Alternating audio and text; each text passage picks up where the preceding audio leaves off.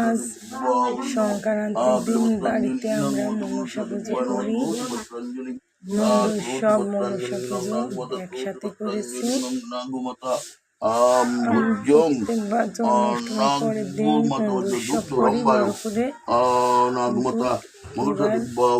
মনসা পুজো করাতে দুটো পদ্ম ফুল আনিছি মামা।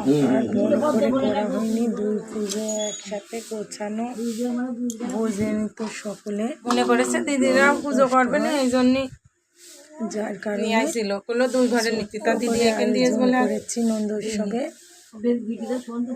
আয়োজন করে ধুয়েছি যে মনসা পুজো হবে, একবারে ঠাকুর মশাই এসে পুজো করবে।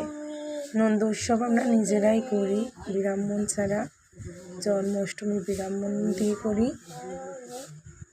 আমার ভিডিও এই পর্যন্ত। কি যদি আপনাদের আমার ভিডিওগুলো ভালো লাগে আমার পেজটিকে